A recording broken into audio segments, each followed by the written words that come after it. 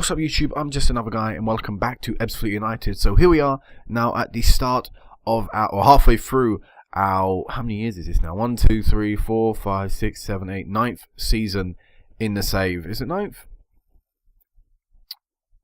Yeah, it would be 9th. Yeah, this is the 9th season in the save. So let's go into a little bit of background before we go into this. So media prediction, it was 6th, so it's still not incredibly high, especially after we achieved an amazing 3rd place last year, plus won the Europa League and the Capital One Cup. Still, they don't really reflect us as a top team in the league yet. No one else has joined me on the Legends list. Only Richard Levitt is now only a favourite personnel at the club despite being here for 9 years. I don't understand that.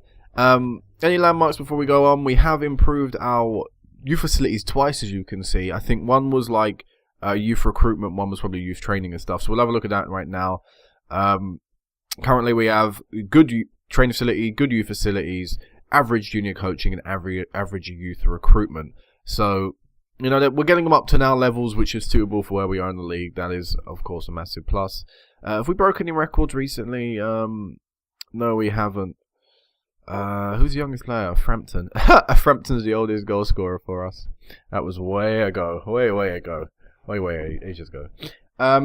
So yeah, let's go into this. So of course, going into the league, we wanted to get Champions League football again. To me, that was the main priority, and we wanted to be achieving at least a minimum of 4th place. Cup-wise, I would of course love to win another cup. That would continue our good streak of form in terms of winning something every season, which we've now done for the past 2 years. But to me, again, the main priority this year is getting 4th place or higher, and by higher I do mean maybe competing for the league, because we're now at that stage where I feel we can do that. So going into the league table, we currently find ourselves in 3rd place halfway through the season, which is very encouraging. As you can see, everyone's played 19 games, so we get a good reflection halfway through the season on where we are. Currently 3 points behind Chelsea in 2nd, and quite a distance off Manchester City, who are in 1st. But again, this year we've a few problems have been highlighted to me, and last year it was the fact we conceded too many goals. This year we're still conceding a few too many goals for my liking, but you know, in terms of where we are, again, we're probably about right. But it's the goals scored that we're now worrying about. We're not scoring as many goals as we have for the past few years, and that's, I think, one of the reasons we're not maybe in at least 2nd place. The fact we're not scoring enough goals anymore, or at least enough goals to get my liking. We're still conceding a few too many, but we normally always outscore or score enough goals to, you know, compensate for that. But not this year. We've only got a goal difference of +5. Maybe that'll change. But going, you know, that's definitely the biggest worry for me is the goals scored. Overall, so far we've won 10 games, drawn 6 and lost 3, so we're doing pretty well. You know, we're not losing many games, we're actually winning quite a few as well. Above some very good teams as well, Tottenham United, Arsenal are having a bad year, that's obviously beneficial, and as well as Newcastle and Liverpool, they're not having great years either, which is just helping benefit me, because it means that, you know, there are less teams directly competing with me right now. I mean, I'm sure the likes of Newcastle, Liverpool and Arsenal will all bounce back. Whether they'll get up to around my level, I don't know. But for now, we're playing, you know, teams that I feel we can beat. We've beaten Chelsea in the past. We've beaten City in the past. We could beat Tottenham and United. Of course, we beat United in a few finals as well. So overall, you know, I'm optimistic, and I'm sure we can do well in the second half of this season. Maybe even make a push for that title. It would mean, though, City would have to drop off the incredible form that they're currently on. So let's go into the fixture. Let's go into the transfers and have a look at who we brought in and out. So we'll go to the outs first. So we sold 2 players to Peterborough.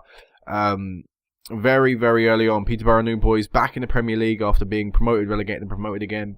Currently the Yo-Yo Boys, a bit like Birmingham were a few years back, and we sold them 2 of our players that we didn't need. So the first guy to leave was Jordan Nibby. He joined Peterborough for £3.5 million, which is a very good fee to recuperate, well, to pick up for the guy. I don't think he was ever anything good. I didn't think he played well for me or for Swansea in that for that year he was there. But apparently Peterborough saw something in him. He's currently only made 2 appearances so far for them, so I don't know why they spent £3.5 million on him. I think that's a bit crazy.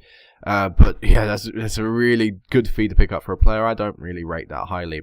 And elsewhere, Jordan Rhodes left aside for £1.7 million. Now, we did spend £5.75 on him a few years back, and he just wasn't very good last year. Plus, Sousa was on incredible form, so it meant I wasn't really, you know, I was kind of forcing Sousa through instead of Rhodes, and as a result, his form dipped and stuff. So I just decided, no, we'll probably get rid of him now, see what we can recuperate. Only £1.7 million, which I feel is doesn't really reflect how good of a player he is. I feel we could have got more for him. And as you can see how well he's playing for Peterborough right now. 10 goals in 19 games. He's one of the highest goal scorers in the league. And one of the highest average performers as well. So, I don't know. I never really saw that for me. You know, look, even in a game, his first year for me, when I played him a lot, he didn't put in the performance he's putting in this year for Peterborough. He must just really click there. The team may be built around him, but he's really on form there. Not for us, but at 1.7 million, I do regret that a little. The value we picked up, not selling him. I don't regret selling him. I thought it was time for him to move on. Elsewhere, loaned out a lot of people. One key player to leave. Well, a couple of key players to leave. One was Luke Kinch. Again, he's gone out on loan. This is the youngster I brought up last year. Didn't have a very good time in MK Dons last year. He's now gone to the Championship on Bradford. Not playing as many games, but he's getting involved at a higher level. And, you know, they're slowly incorporating him in, so I'm happy for him to be there. At least he's closer to the first team than he would be here. Elsewhere, Selina left to join Nottingham Forest. He'd been struggling to get into the team now for the past 2 years. Tried selling him, actually, but in the end, all we could get was a loan deal to Nottingham Forest. So, you know, at least he's gone out now and he's playing football somewhere else. He will be leaving the side very, very soon. Elsewhere, the next guy we actually sold, and the only other guy we sold this transfer window, was Kuzmanovic. He left for 240k to Wolves, which, again, is a decent fee to pick up. We signed him on a free transfer a few years ago. Didn't really play last year in the first team. We just had a lot of good centre midfielders, and I just didn't feel there was any place for him. And plus, I was trying to push through the boys instead of play him. So he just really fell out of the first team. 240k, though, is, again, a respectable fee to pick up for a player really advancing in years now. And elsewhere, a few other people left the side as well. We had Tim Close, he's gone out on loan to Swansea because he just wasn't playing here. Adam McCarthy's that's someone you know about, and Adam Johnson isn't someone you know about either. So apart from that, yeah, it was just, you know, he went out on Swansea, Tim Close, who was only signed as a backup player anyway. So, you know, if he wanted to move on, I was always happy to oblige, which he did. He spoke up and said he wanted to leave. To the ends, you already know about a few of these guys. We'll quickly run through how they've done so far. As you see, Hamadou, who was our backup keeper, hasn't played so far because he is a backup keeper. Alex Gray, he's ended up playing more games than I originally intended due to a few injuries and things that have occurred. He's not played great so far. Hopefully he can pick that up, though. In terms of in the Champions League, though, he's put in some brilliant performances. So clearly I'm getting glimmers of what he can do. He just needs to transfer that into league form. Elsewhere, Stravos Tervis, he's struggling as well, not really putting in great performances. Have been starting him quite a bit, again, due to a few injuries and stuff. He's been getting a lot of games, just not really seen much from him. And Kosilinik, I don't really remember how to pronounce his name. He's just been a backup player for us so far. He was young. He was always planned to be on the bench because we have decent centre-backs now at the side. He's struggling he's not really going to make me remove Batur or Cardoza and put him in. So he's currently not featured a lot at all. Also, to the people now you do not know about, we decided to sign a few players, obviously. First guy I brought in was Kabridis. I butchered that Greek name, apologies. He came in, he's a backup player, he's currently on loan at Wolves. Where is he there? As you see, I signed him and pretty much loaned him out instantly. He was going to be either a backup player or I was considering loaning him out. We signed another backup striker, so in the end he's gone out on loan to Wolves. Not really playing there either, which is a shame. This guy we brought in was Yusu Ndoi, 24 years of age. He's coming in as again another backup option. Played a few more games than the other guy. And overall, you know, decent record in Liga 1. Nothing incredible, nothing spectacular. But currently, he's just a backup player. Plus, he can play left back and centre back. So, bit of versatility there. Only reason I signed him. Next guy we brought in, Luis Suarez. One of the reasons Kabarudish, whatever his name is, actually left was because we were going to sign Luis Suarez. 34 years of age, so he is very old. But, I mean, look at some of them stats. He's still got it mentally. Physically, not so much. And technically, you know, still pretty sound, still pretty solid. So, why did I decide to bring Luis Suarez in? Just because he's Luis Suarez, pretty much. That is one of the only reasons. Picked him up on a free transfer. His wage demand wasn't too high either. Still, apparently, one of the best players we can get in this league. So, you know, if he's got that report, I'm fine with that. He's got, again, versatility on him, which means he can play left attacking mid, right attacking mid, and centre attacking mid, which are all good things. Currently, he's been playing striker and I think a little bit centre attacking mid. I think occasionally I've dropped him down there. Actually, I've played him in all positions, actually. So, as you can see, and he's putting in good performances, apparently. So, you know, overall, I can't really complain with that. And then we decided to spend money on these last 2 players. As you see, 8.25 million is quite a lot. We ended up also signing another player for 2.7. But let's go through Thorn first. So from Hull City for 8.25 million, we signed a centre defensive mid who will be playing as our centre mid in our centre mid partnership. Now, it's quite a lot of money to spend, and when you look at his record, you know, nothing illustrates that he's going to be an incredible player. And even for us so far this season, he's not been incredible. But I see something in him. You know, he's got a very good report. Apparently, he's got a star Premier League division centre defensive mid right here. He's got very good stats, passing-wise. He's good. Physically solid, mentally solid, technically as well, defensively minded. He's pretty good. So overall, I feel Thorn can do it. I do think he will repay that £8.25 million transfer fee we spent on him. I just think it's a matter of time. So far not too great, but I'm sure he'll grow into the role. And also we signed Viola, 16-year-old centre mid with potential. As you see, we spent quite a bit on him, £2.7 million. For someone as young as that is quite a hefty fee to put on him. Currently, he's just in and around the squad, seeing if he can get appearances here or there. As you see, he's actually started one of the cup games and came as a sub in another. So I'm just trying to see if I can slowly incorporate him into the team and slowly, you know, get him a few games here and there. A bit like I've been doing with the boys for the past few years. But I'm not going to be rushing anything, not going to be forcing anything, because he's only 16 and he's still got a lot of time to develop. So those are the transfers in. We end up spending 11.29 million, which is actually quite low in comparison to the last 2 years. So overall, you know, we're showing that the squad for me, I'm happy with. I think it's good enough. I'm just slowly sort of tinkering with positions, trying to fix positions, and maybe just seeing if I can improve anywhere, which is very hard to do now. We've reached this stage where I feel we're comfortable. So let's go through the fixtures. First. We'll go for pre-season, I guess. We had the Tour of America to originally start with. Hearts of Lions. Did we go to Singapore? No, it was Ghana. I thought we went on to Singapore. We didn't. But yeah, we had the Tour of America just to again improve the brand image a bit like last year and try and get our names out there in America to sell some shirts. But to start the actual official league season, we won 2-1 against Newcastle with Luis Sousa and Luis Suarez both coming on, both scoring for us, I should say, in a slender victory and quite a good way to start off the season. Following that, we drew to Reading yet again. We cannot seem to beat Reading. We drew to them 0-0, unable to break the deadlock. Before another 2-1 victory against Aston Villa with Luis Sousa picking up both goals there. Then we went to the European Super Cup against Barcelona, and we actually played very well against the Spanish Giants. Okay, we didn't have a lot of the ball, but when we had the ball, we were a lot more aggressive with it. 3-0 in the end scoreline. Luis Sousa getting another double, back-to-back doubles against, of course, Aston Villa in this. And, you know, they still got a very good team. You know, you can see a lot of players there. I'm not going to name them, but you can see Barcelona has still got a great squad. So, okay, they may be advancing in age, but to beat them 3-0 is still, to me, an incredible achievement. But then a bizarre result followed as we lost 4-0 to Stoke City after a massive high of winning the European Super Cup, to then throw it all away like we did against Stoke. I can't believe that. Javier Hernandez still plugging along, scoring a hat-trick against us. Quite embarrassing. But we bounced back a little bit as we entered the Champions League group stage for the first time in the club's history as we drew 0-0 with Genoa. Again, not the best result, but still, you know, at least we weren't conceding 4 goals there before we beat newly promoted boys Peterborough 3-2 with Sousa picking up yet again another double and Tevez picking up his first goal for the club. After that, Port Vale followed in the Capital One Cup. Third round, 3-1 victory there. Liam Kelly picking up a double and Luis Suarez also scoring as we slightly rotated the starting lineup for a relatively easy game, which ended up, you know, being true as we won 3-1. Before a tight 2-2 draw to Chelsea. Again, Sousa and Suarez, the double S's, scoring for us. Suarez with yet again another penalty, which he scored in, of course, the first game of the season. And coming on from the bench as well to score that goal. So Suarez proving to be a decent signing so far, as you can see. Scored some important goals, helping us get the draw against Chelsea. After that came our first win in the Champions League ever in the club's history. We beat Istanbul BBSK 3-0. Very easy and comfortable performance. No real trouble there.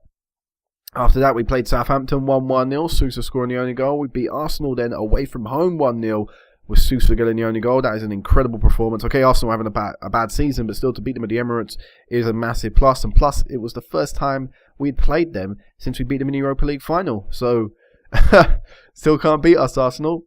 Before we went to the Bernabeu Stadium and beat Real Madrid 1-0.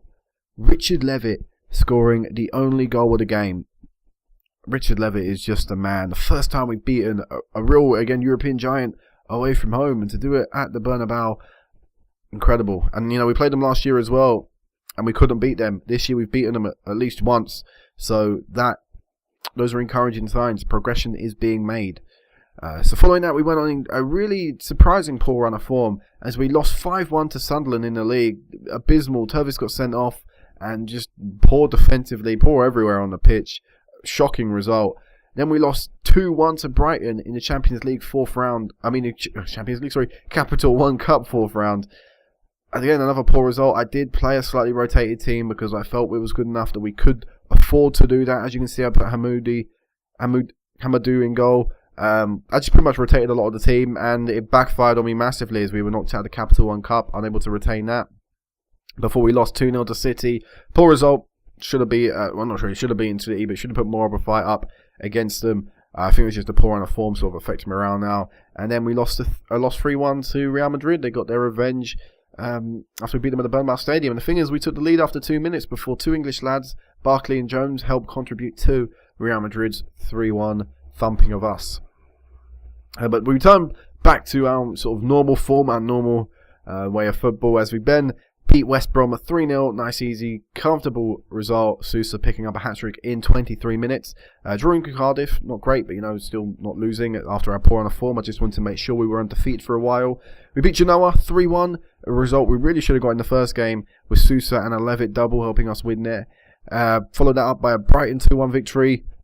Well, again, what we should have done in the Capital One Cup, but didn't. We drew to Swansea 1-1. Not the best result, but still, again, not losing. That was the main thing for me right now. And we beat Huddersfield 3-2. 3 different goal scorers there. Levitt, Tevis, and Suarez before, yet again, thumping Istanbul. BBSK 3-0. This time, instead of Sousa getting a double, it was Suarez.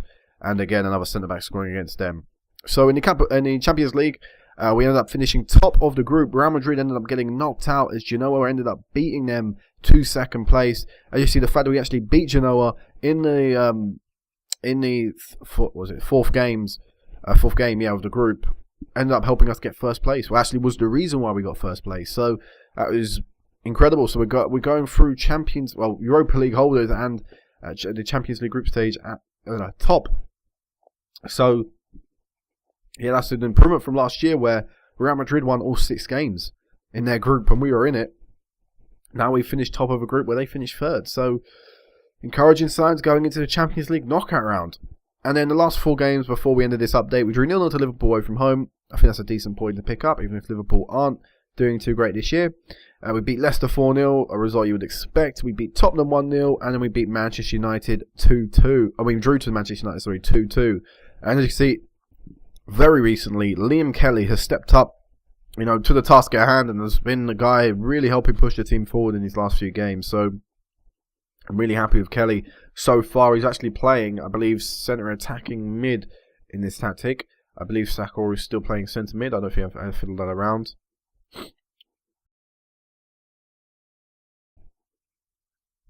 No, yeah, I'm right. Yeah, Liam Kelly is playing a centre attacking mid still. So he's been the guy really contributing lately.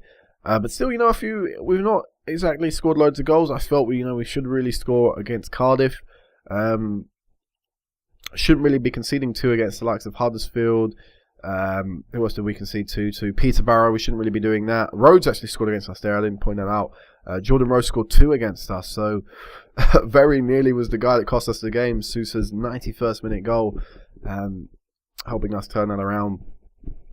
But yeah, the league, so everything so far has been great, apart from this blip of form here, these 4 games, but still there were 2 tough games in there. But still these 4 games, apart from that, no real major slip up. And in fact, apart from these games, we'd only lost one. We'd only would have lost 1 so far this season. So, not too bad. Still the 5-1 defeat to Sunderland and the 4-0 defeat to Stoke shouldn't really be happening. Those are probably our worst performances so far this season. I'd say 5-1 to Sunderland was worse because conceding 5 is never, ever expected for a team in third place. In the Champions League knockout round, we have Marseille. It will be a tough game, but we've beaten PSG, we've beaten Nats last year, so we've beaten 2 French teams last season to progress in the Europa League. So I'm confident enough that we can do it against Marseille, and then hopefully get to the quarterfinals. Yeah, it would be the quarterfinals, wouldn't it? Yeah. Wow. Hopefully, we can get through to the quarterfinals, which should be a brilliant achievement. I mean, I'm aiming to win this tournament. The holders are Barcelona, and we beat them. Currently, they're not even in the knockout round, so it shows that they're probably having a bad year. But I don't really fear anyone in here. PSG we can beat. We played them last year. We can beat United on the day. We can beat City on their day. Genoa we can beat. We know that for a fact. I don't fear Tottenham. We can beat them. Really, I don't really. Those are the people that I've played, and I don't fear them. Of course, there's that chance we get the unknown entity, a bit like Dortmund, Bayern, Atletico Madrid, Shakhtar, Napoli. You know, there's always a chance we could get an unknown. Juventus, you know, someone we've never played before.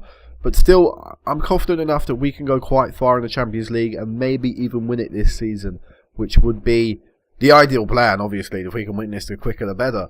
You know, it'll be an even better achievement. FA Cup, we've got Wolves. I expect us to beat them. I expect us to progress through there. But let's go through some players now. So far this season, we've had Sousa still banging in the goals, 19 goals, 25 games, which has been incredible. Kelly, as of recently, it's been mind-blowingly good. As you see by his average rating, he's been playing really well. He's actually coming in to replace Gray, who he's been doing well so far. But with I originally put Kelly in to rest Gray. And since Kelly's been scoring, I can't really drop him because otherwise, you know, where's the consistency there? Where's the, you know, that doesn't make sense. If someone's playing well, you don't drop them. But yeah, the actual reason why Gray started the season was because Kelly was injured. So that was a shame. And actually, one of the reasons Tervis started was because Lingard was injured. And when Lingard came back into the squad, he's not really been putting in good performances. So that's a shame because he's had 2 great years with us, Lingard, and now his form started to dip. Tervis hasn't really been putting in brilliant performances throughout the season. As of late, though, he's been putting in better performances. So, you know, it's a shame. I would have loved to have kept playing Lingard, but there's just no place for him in the team so far. The Boyce has been on the bench still so far this season. It's not putting in great performances. I do probably need to start looking to loan this guy out. I'm probably keep him here for the rest of this season if I can. Depends on what happens in January, how I feel. Elsewhere though, defensively, we are getting good average ratings. I mean, look, McKee's getting good, Bakhtur, Amarilla, Cordoza's been playing well. Of course, Ndoye is currently in there. They're all playing well. It's just that they have their occasions where they're abysmal. Sunderland game, Aston Villa game, you know, they fall apart, and we need to try and see if we can iron that out and, you know, just prevent them from happening. Because if we can stop them blips, or, you know, cut the amount of blips we have down to 1 a season, we would be a very, very difficult team to beat, because there's no doubt we're scoring enough goals. Suarez with 6, Sousa with 19, you know, Kelly, Tervis, Levitt, all chipping in with goals as well. So, you know, I've no doubt we will continue to score enough goals to get us, you know, at least Champions League football this year. But we need to be scoring more. The centre attacking mids need to be contributing more to the goals. They're not doing it as much this year, which is one of the reasons we're not scoring as many. Let's go into some player stats, I guess. We anywhere up here. Key tackles. Look at that. Bakhtur and McKee. Wow.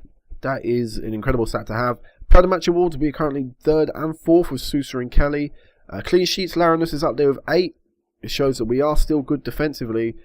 We have improved defensively. We're now keeping a lot more clean sheets. And Luis Sousa is currently the top goal scorer in the league, with Jordan Rhodes, the ex-player of ours, being drawn 5th with the likes of Javier Hernandez. But Sousa has been the guy that, you know, that key guy is the wonder kid. He is the wonder kid. And he's really showing it with the performances he's been putting in. So, I think this is going to be it for now. And I believe the next time we get back will be the end of the season. If there is, of course, that chance we get to the Champions League final, I will live comment. But, you know, we'll have to wait and see with that one. I'm sure we could win the Champions League. But of course, with FM, it all comes down to, again, a little bit of luck. It always comes down to luck on FM. You know, you could have the best team in the world, and you still would have that chance of losing 1 game a year, and that 1 game could cost you a Champions League position. So, you know, we'd have to be at our very best. The team would have to be on a good run of form, and, you know, hope the morale is high and things like that, but no complacency creeping in. But I think we have a chance of winning the Champions League. I think we have a chance of winning the FA Cup, and in the league, I would say realistically we have a chance of winning the league as well. I mean, we would Need to hope that City drop their form off quite a bit, you know, lose a few more games. But I still think it's a possibility. So, until the end of the season, guys, peace out.